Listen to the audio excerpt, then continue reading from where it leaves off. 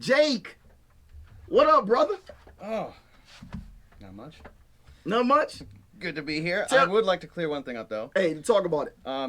I wouldn't call myself quite a comedian. I've only done stand-up a handful of times. Okay. So, but I mean, comedian. Ain't nobody else getting up on stage telling jokes. It's more of like a situational thing for me, and it really is like, it's weird when you're in a room full of people telling jokes and they really don't like it, not that they don't think it's funny, not that it's just, it's unsettling. It's creepy. It makes it right now. It's like, oh, make me uncomfortable. Mm-hmm.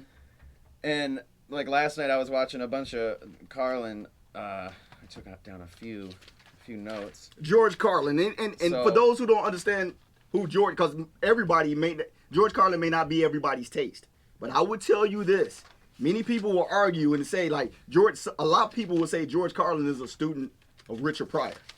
Yeah. Like he's along those lines. Somebody who's bold, brash, right in your face, crafty, stylish with his comedy style that smacks you right in your face and make you think. So if you don't know who George Carlin is, please look him up. But go ahead. So he was talking about the FCC at one point, and there was a Reverend Donald Wildman in Mississippi who basically created that idea of censorship on just television and radio, and it's all like, if you listen to censorship, they censor weird things out. They used to censor out anything about marijuana, like smoke every day, and it would be like, but then Eric Clapton can have a song about cocaine, or Guns N' Roses, I used to love her, right, I had to kill her, like that's about killing her and burying her in the backyard. Right. And everyone knows it's not like real. Like obviously he's not just confessing to that, and it's a song. But when, and his point in his little bit was that he said, "I got news for you, Reverend. The radio has two knobs.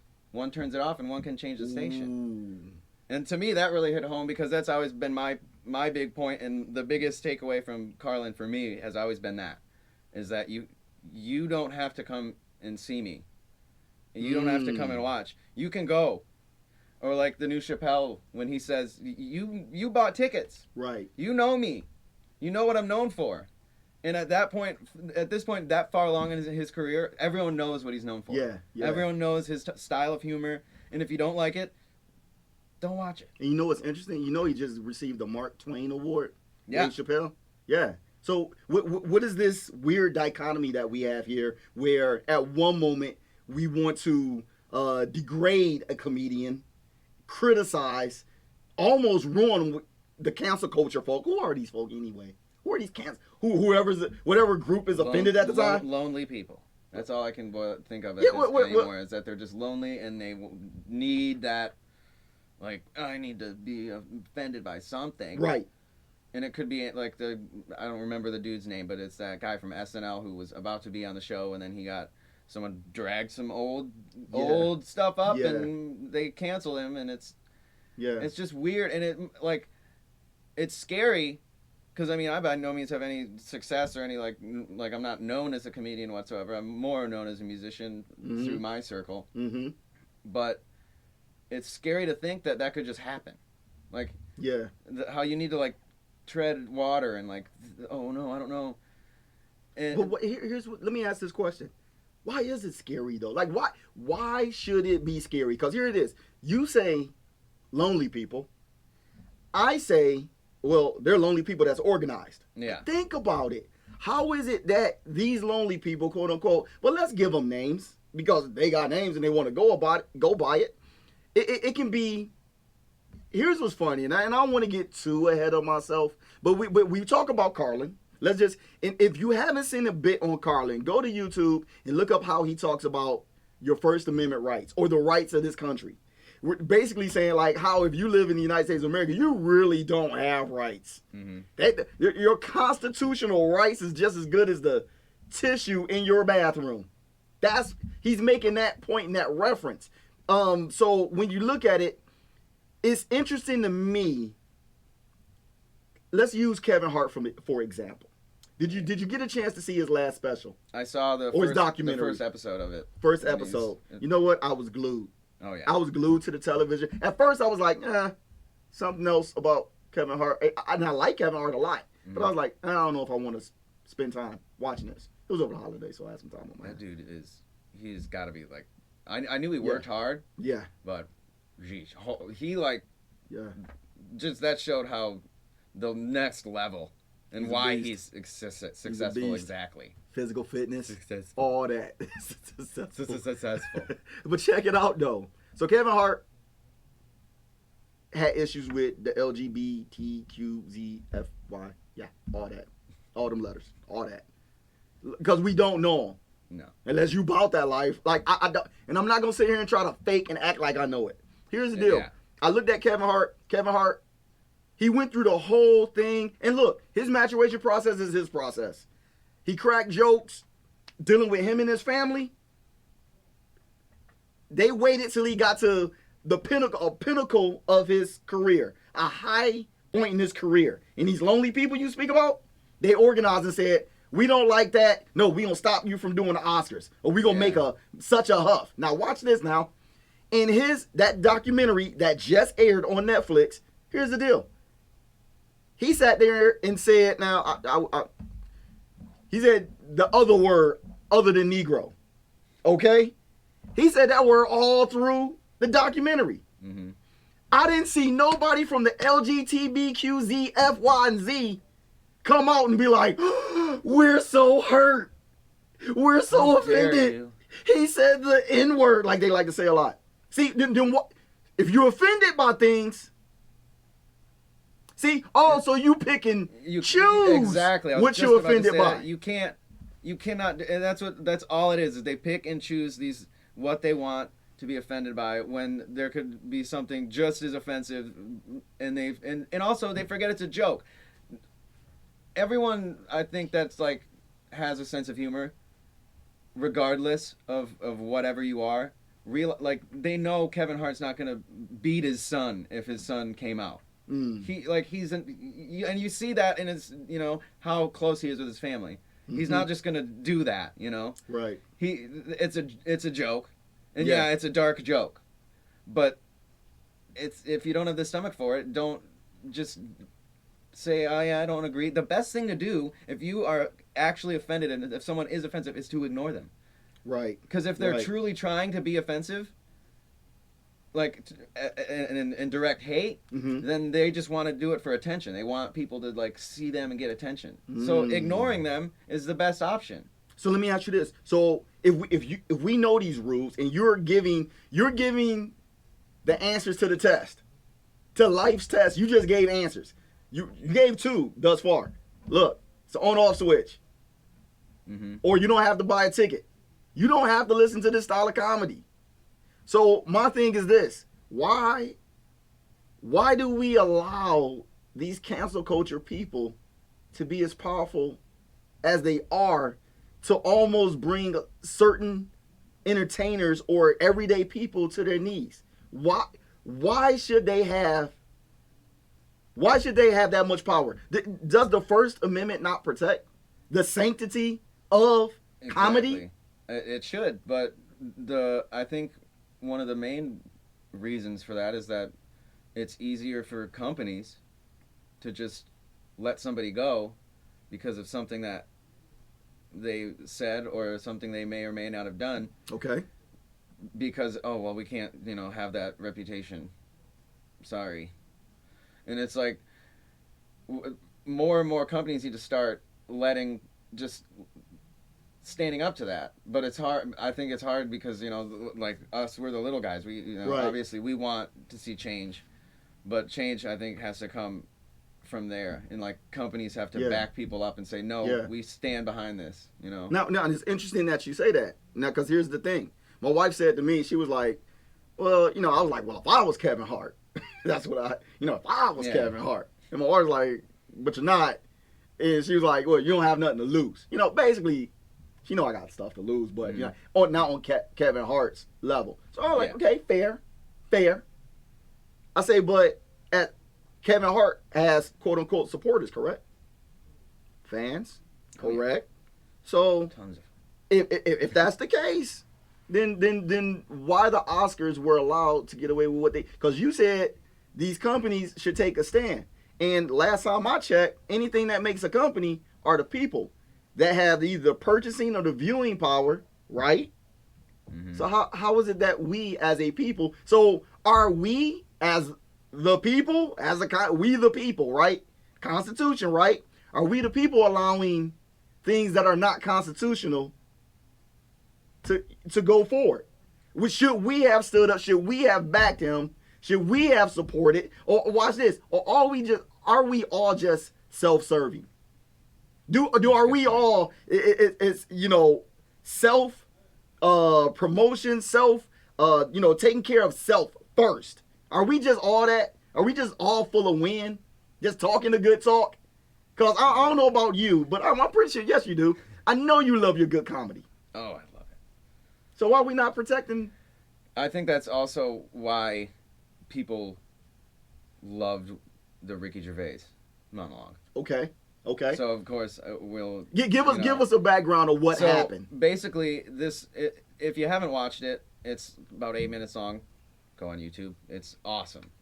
He makes some ridiculous jokes. He calls out people for just using their power. Like he says, get up here, accept your award, thank your God. For the Golden Globes. Producer, and, get off. Mm-hmm. With harsher words, of course. Mm-hmm. But what I noticed, the comedian world on Twitter just was praising him because it was like, finally, someone saying, like, because then he brings up, you didn't let Kevin Hart host the Oscars, and he's like, look at me. And he brings up that exact point of like, why are we letting these people do this? Like, why are we letting these big rich companies just push, like, just direct what we can and can't say? And this, like, NBC put him out and was totally, promoted it after that and everything. And it was like, that's what we need, is for big companies like that to. It was just such a nice situation all around. And of course, people were offended and people, but I think it did more to highlight the important areas of just freedom of speech mm-hmm. than it did what am I trying to say here? Basically, the people who were offended and who didn't like it were overrun this time, This time. And that's nice to me. Yeah. And I like the analogy, like, speaking of changing the station, before I forget it, I like an analogy I heard of that, like, being offended by something, like a comedian or any sort of personality, is like, and then vocalizing about it and really going hard at them is like seeing dog crap, and instead of walking around it, just stepping in it and then being like, oh, why did there's dog crap on my shoe, right. like, or like, I don't like sushi. I'm not gonna eat sushi and then be like to someone that likes sushi and say, you're an idiot because you like sushi. Why do you like? No, we should ban sushi. Like, that sounds foolish. Right. But why? Like, why? Then that's my mentality towards just freedom of speech. Like, it's foolish when, like, if you're offended. Like, I get, children not want, like, you don't want your kids to hear something. Well, then don't be playing the radio like that in the car. Nowadays, you can stream whatever you want. Right. You can literally have whatever content you want, and you can block and push away everything you don't want. Mm. Now, this is Ricky Gervais's fourth time? Yeah, like, hosting the fourth or fifth time? Yeah. Hosting the Globes? And he said it was the last time. The last time. Then that was what he opened with, like, oh, this is the last time. I just don't care anymore. And then he's like, I'm just kidding. I never cared. And it was, like, kind of fun. Right. He really never did. He really, I think he was just as surprised as anyone that he was up there again. Because he, just because in today's society, he was just like, how no one's got me yet. I'm still here. Now we're actually going to come back to the Ricky Gervais because I think the other day you and I had a conversation because there's another layer to that. Because Ricky Gervais he opened up that can of worms. Mm-hmm. He made the correlation between him and Kevin Hart. So once again, no one likes to talk about this type of stuff, but you got to talk about it. In order to, once again, comedy is our buffet. Mm-hmm. It's the universal buffet around the world. So Ricky Gervais understands that. So the same way we can make deals and get understandings over dinner, right? It's the same way we can make big money moves playing a game of golf. Comedy is that. So we're going to talk about the race issue. How is it that Ricky Gervais was able 5 times, and you know who he is able to make it happen? Oh, and by the way, speaking of NBC, if we want to talk about the hypocrisy, look at Nick Cannon. He was on, I think it was America's Got Talent. Mm-hmm. Nick Cannon did a comedy special. He said a phrase, and they NBC released him from America's Got Talent. But Ricky Gervais 5 times got the whole... See, how do we heal? How do we become better? See what I mean? Mm-hmm. So if everything is being muffled, if cancel culture people are having their way, picking and choosing who they want to come against, if the big companies, as you mentioned, are not backing the art form known as comedy and the individuals that participate in it, where are we as a people? So if they can do that to them, guess what? You and I as the listeners, you and I as creators, because that's what we are. Mm-hmm. Radio personalities, musicians, photographers, comedians, we're creators. We provide a sense, right now, we're providing a source of enlightenment. We're providing a source of information. So if cancel culture didn't like, well, let's come after Jake and Rock. Oh no! Yeah, Come on. Thank you. I was getting ready to say, come on with it. Bring it. Because I look, yeah. I'm not afraid. But isn't my point is we're gonna get into the race piece in the next in the second half of the show. But what do you think? You think Ricky Gervais is just tired? You think comedians of his ilk are like, we're tired of this? Like, why are you trying to mute us? I could, yeah, I would imagine it would be tiring, just because your business is to make people laugh, and people just, in such a huge part of the world, doesn't want to for some reason, just refuses. They don't want to laugh. I was thinking about that on the way here, just like, we need to laugh. What they want to laugh at there? We need just more laughter about anything, like, right. Just, all around, just it seems like people are just getting angrier and angrier with everything, and all we see and hear is like rants about this and that, and like all the problems with society, and I get it, and we need to bring all that to light, right? But I feel like every now and then we could just laugh, about something. Yeah, it's interesting to me. It bothers me that we're letting the hypocrites win. Don't be hypocritical. Like, we want to, these cancel culture individuals, we want to eliminate what is true and what is honest and live in a world of make-believe. Yeah. In our own little bubble.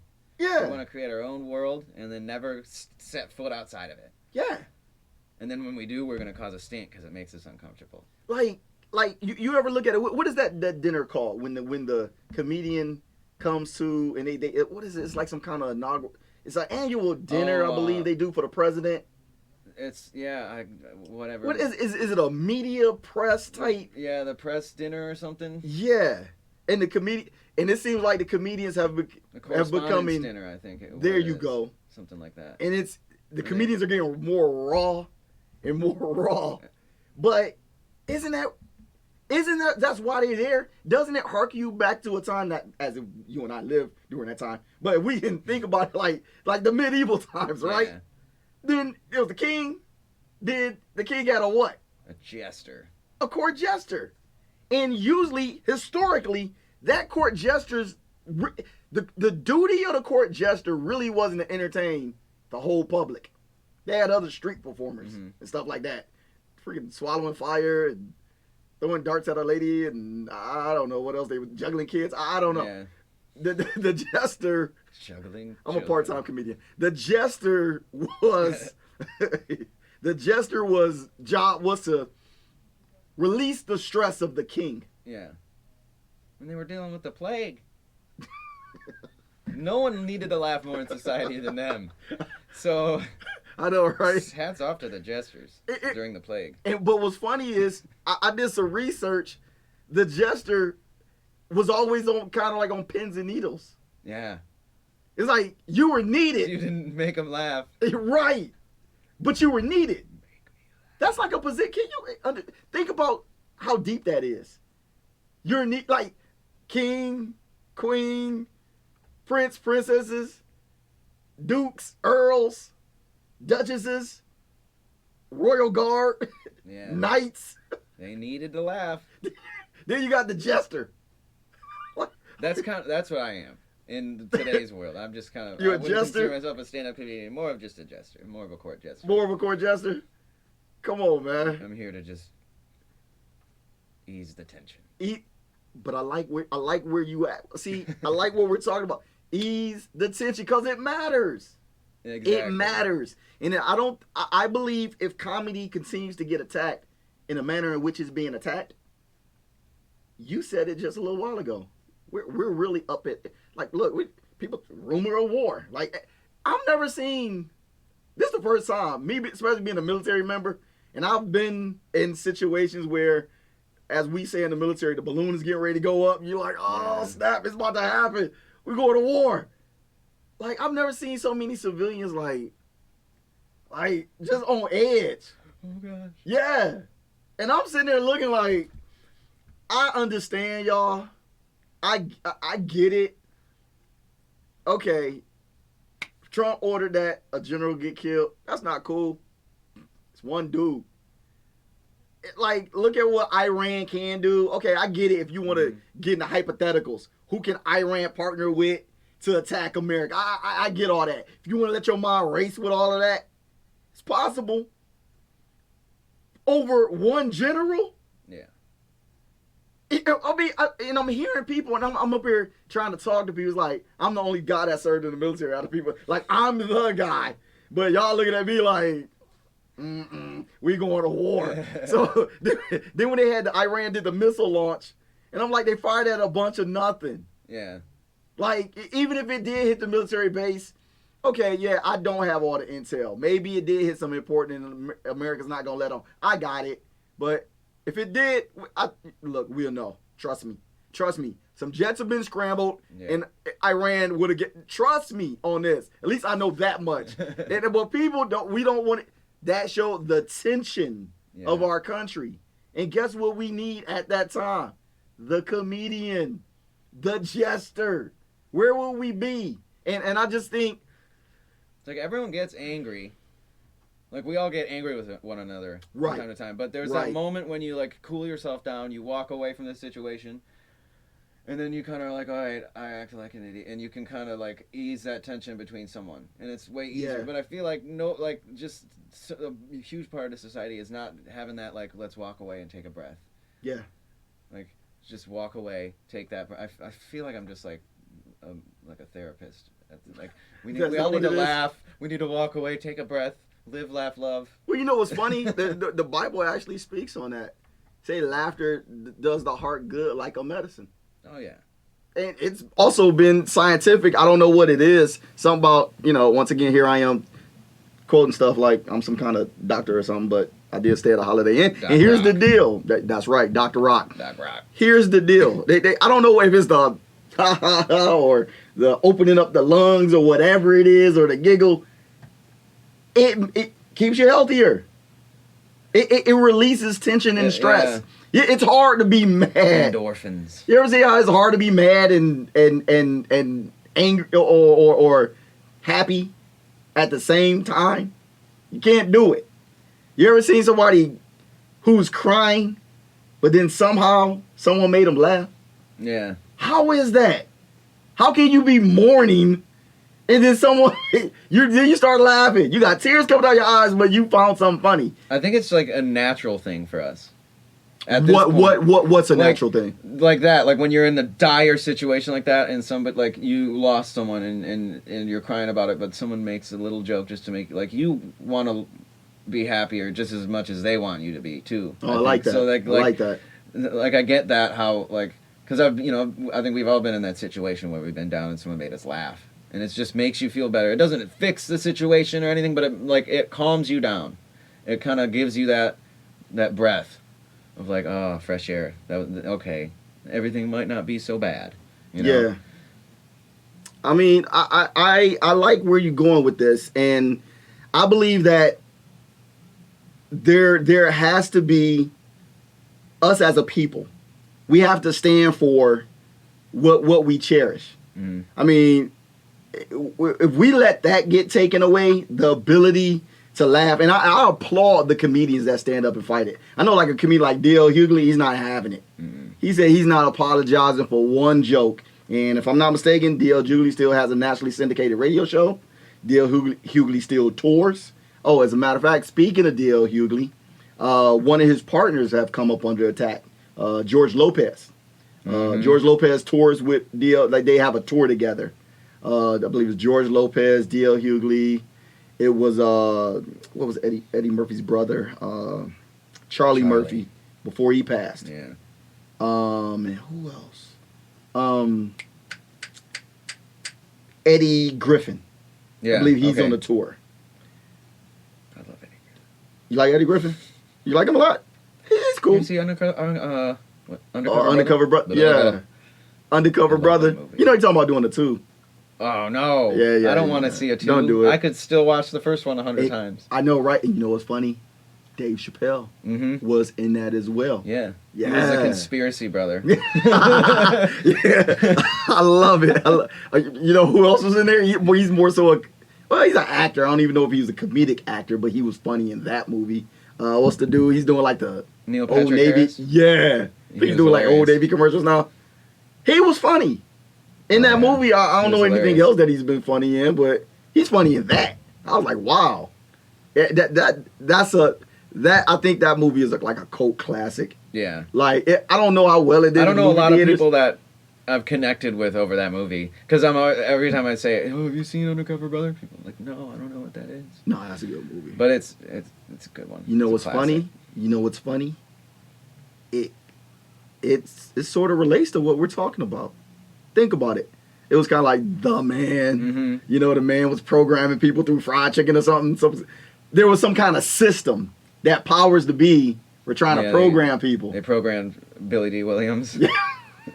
to make the General's fried Don't chicken. get me started on Billy D. Why you even mention that Tuesday? Because he said something not too long ago. I was like, did they really get Billy D? Something about I think it was. I'm gender fluid or something. I was like, bro, what are Or you no, it was. I don't even know what that is. It was Lando Calrissian. No, it wasn't. That's who it was, wasn't it? No. What are you talking about? In the movie? Yeah.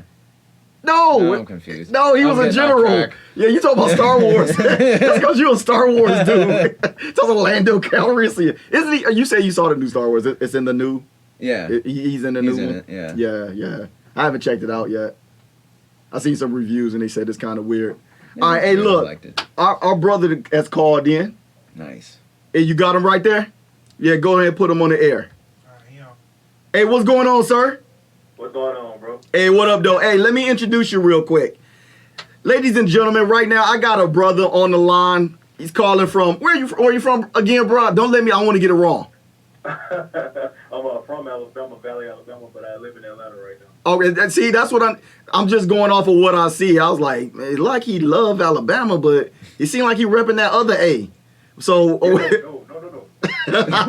so here it is. Look, ladies and gentlemen, one of the funniest dudes. Look, and I mean this. I'm not just saying this because this dude is on the line. One of the funniest dudes out there, I feel, as it pertains to being on social media, as it pertains to having a YouTube channel. One of the most thorough, hardworking guys that's constantly putting out content that's going to challenge you and make you laugh. This brother is, I am Rob Madden, made it, something like that. I just love that slogan, Rob Madden made it. Hey, It's this brother named Rob Madden. Everybody welcome this brother in. Let's give him a hand clap. Woo! Rob. Love you, Rob. He tells her, bro, Rob. We're talking about, we talked about Ricky Gervais. We talked about Kevin Hart. We talking about the First Amendment being challenged. We're talking about people being programmed by cancel culture to not laugh at things that we typically and normally would laugh at. And we're talking about how laughter and comedy heals the pains of a nation that is hurting. I want you to chime in about comedy and how you use it and the importance of it. Talk to us, brother. I mean, with comedy, man, I definitely think everybody, needs to laugh, man. We live in such an uptight, culture now. Everybody's always mad about something. It's always outrage. And it's bad and it's sad that, comedy isn't the way it used to. You think back to, some of the sketches they used to do on, A Living Color, for example. There's no way any of those sketches that they used to do back then would fly now. They'll be ready to cancel, the whole show because everybody's so, sensitive about everything. But, I mean, even with my own content now, I have to sort of tiptoe around certain things because it's all right, I don't want this to come up later on down the line and they say I meant somebody that I didn't really mean or Rob. something crazy like that. But I mean, Rob. What's up? You tiptoe? Yeah, I tiptoe. I'm not even gonna lie, I do tiptoe. Rob, it don't seem like you you seem like you be going full tilt. I go halfway.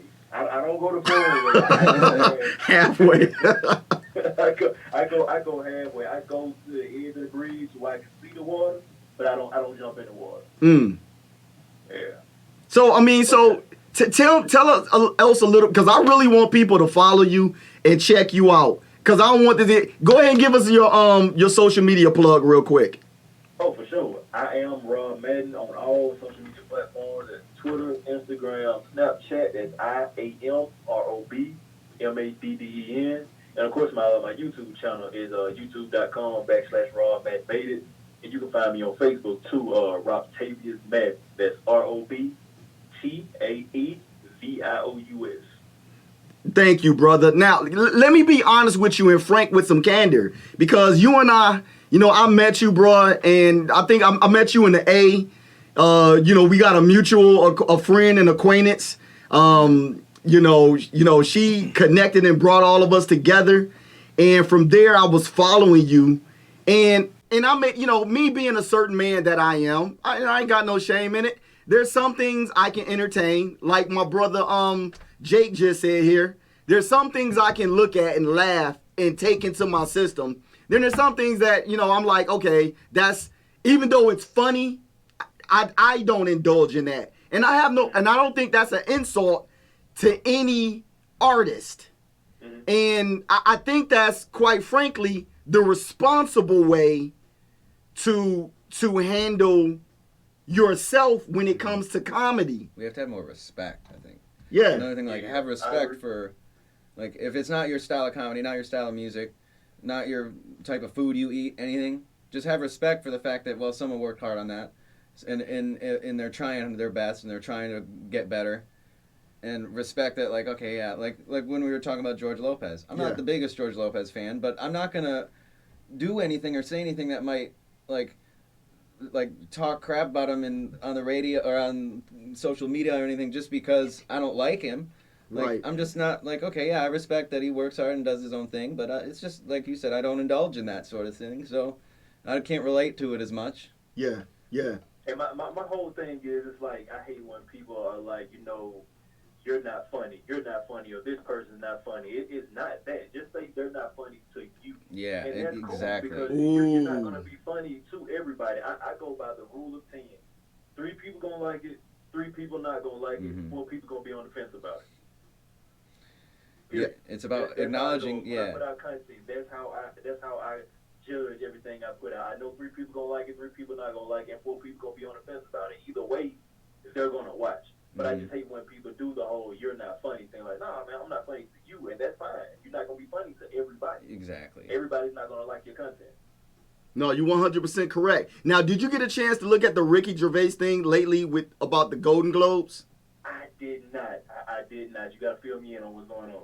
No, it pretty much he just took a stand. He took a stand for comedy, and he basically let it know, like, look, I'm the type of comedian that I am. He jumped in the water. Oh, as a matter of fact, did you see he called out what's my man? Oh, is it Tim Cook from Apple? Mm-hmm. Yeah, he basically was somewhat chastising society about how we're hypocrites. Yeah. Oh, so you don't want Kevin Hart to host the show that he do, but look at all y'all with y'all iPhones and all this sweatshop labor to be able to make this product. So like such hypocrites. Like, I mean, what are your thoughts as an artist? Do you face a level of hypocrisy? I can say that I haven't hit that level yet to where I've had to face anything like that. So my answer for that for now will be no. I know as I continue to climb, I know something like that is probably going to come up. I mean, that's for anybody. But as of right now, I haven't hit that yet. You know what's funny? I on my YouTube channel, I think last week I got my first somewhat negative comment. I was celebrating. I was like, yeah! And I think this week I got my first thumbs down. Woo! You gotta celebrate that. Dude, I was at home celebrating. That's why I'm here. I want some thumbs down. And you start getting the negative comments, now you know you're doing something right. Mm-hmm. Now you know you're doing something right. Because I do reaction videos to like everything. And reaction videos will really bring out the YouTube trolls, man. Yeah, it will. Hey, look, let's do this because I said in the second half of the show, Jake, I want you to chime in. Rob, I want you to chime in. Because Ricky Gervais, he opened up the can of worms. As it pertains to race. He got on the public, the American public, for saying, y'all chastised Kevin Hart and prevented him from hitting a milestone, a major milestone in his career of doing the Oscars. But yet here it is, 5 times I'm doing the Golden Globe. And I'm just as, and I am going in raw with comedy. Mm-hmm. Kevin Hart did something in which he apologized for something that he has grown out of, and he doesn't feel that same way, but y'all still try to beat this man down. My question to you two, and Jake, I'll start with you first. How much do you think race has a hand in comedy as it pertains to allowing artists to be free? I think it's skewed far towards that, like you said, like 5 years or whatever of Ricky Gervais, mm-hmm. and then nothing for Kevin Hart just because of one thing that he said. But that definitely, there is a huge race factor in that, and in how just we see black comedians versus white comedians, and how like they're supposed to be a certain type of comedian sometimes, and how white people are supposed to be a different and it's like I think there's a lot of stereotypes that just push that too. Yeah. What you think, Rob? I agree with everything you just said. And I do definitely think race plays a part in it. Also, there are things that white comedians will be able to get away with versus a black comedian. And as far as like the Kevin Hart situation goes, it's just annoying to me because these were tweets that he tweeted out 9-10 years ago, right? Like in 2009, 2010, and I'm just looking like times were different then. He got away with that back then because in that climate, stuff like that was funny to people. It goes back to just like I was saying about the Living Color skits, stuff like that was funny. It was hilarious. People were able to laugh at it, but I was looking at the people that were, going in on him saying he needs to be counseled, and I'm looking at some of the people like, dude, like, I know you in real life. I know in 2009, 2010, you were saying stuff way worse than what Kevin Hart did. And it's just crazy because it's like people want to do this and say this, and he needs to be counseled when they were doing way worse back back in those years, back in 2009, 2010. Right. Now, Rob. Hey, Rob, stay right there. Now, let me ask both of you this question. And I'm going to start with you first, Rob. Eddie Murphy, he's getting ready to tour again. Okay? Eddie Murphy and his PR team jumped in front of this thing and was like, hey, look, remember the classic Delirious? Yeah. Remember the classic Raw? Hey, forgive me. I don't feel that way. Starting with you, Rob, give me your thoughts. Should Eddie Murphy had jumped in front of that and made a form of apology? No. I hate it. I hate the fact that he did, but I understand, like I said, with this climate, I understand why he did it, but no, I hate it. I don't think he should apologize for it. That was, how many years ago was that? That was what? 20? 30? Almost 30? So, yeah, so it's like, man, come on, man. Like, people just now, they just look for something to be angry about. It's crazy. Like, you're mad about something that happened 30 years ago? No, I hate it. I hate that you apologize. What you think, Jake? I think it's a shame. It really sucks that he didn't have to do that, I don't think. I think he, especially Eddie Murphy, he could have gone in and just done been his same old raw self, but all I can think about is tight leather. Yeah, me too. and so I think it's kind of a shame that he had to do that, but unfortunately I think a lot of them do, and it goes back to what I was saying with the companies. It's really a shame that people get fired for saying offensive things, right, or saying something that they said long ago. And it's kind of unfair to them, because people change over time. Even if they didn't believe it back then when it was a joke, people still think oh, that must be who you really are if you said those things. Right. They're a comedian. Right. Well, We're look, all clowns. I'm gonna say it like this, and I don't know if y'all agree with me, but I think we're being cheated. Mm-hmm. To not see Kevin Hart on stage on the Oscars delivering his best monologue at his moment, I think we as a viewing base, we as receivers of comedy, we've been cheated. Yeah. And with the same thing with Eddie Murphy. Now, if you look at the comedy special or specials of Dave Chappelle, you know how ingenious you gotta be to be that creative to say everything you want to say, but say it in such a manner that they can't come after you. Yeah. Every comedian, and you two would know better than me, every comedian don't have those chops. And I'm going to let y'all get the last words. Go ahead, Rob. What you think about that? I don't think and you know what? People try. You did have some people try to come out and counsel Dave Chappelle. I mean, Dave at the point now, man, we want to say he doesn't care. Mm-hmm. He's one of those type of comedians, and I just think about somebody like, God rest his soul, R.I.P. to Bernie Mac. You know Bernie Mac was raw. Mm-hmm. Yeah. Bernie Mac was raw, man. I think he would have been one of those same type of unapologetic comedians today. Well, he was still here. So you saying Milk and Cookies wouldn't survive? They would have tried to kill. Yeah, they would have tried to kill. Yeah, I won't be surprised if this year, next year, whatever, they try to bring the King's Company movie back, and they try to cancel Bernie today. I wouldn't even be surprised. Wow, Jake, give me your thoughts, brother. You think we're being cheated on this situation? Like comedians are not really going to bring forth their best material because they are in the lab with a pen and a pad trying to really craft it in such a way like Dave Chappelle, but that's really not their bag. They're not that crafty. Yeah, I feel exactly that way, especially with the Eddie Murphy thing. Now I think, well, if I want to go see Eddie Murphy, is he going to hold back? I don't want to see Eddie Murphy if he's going to hold back and not be like I go to see, same with Dave Chappelle. And when Dave addressed that, he said, you know me, you know what I'm like now. Yeah. You know what to expect, so you can't be offended by this. If you come in, that's your own fault.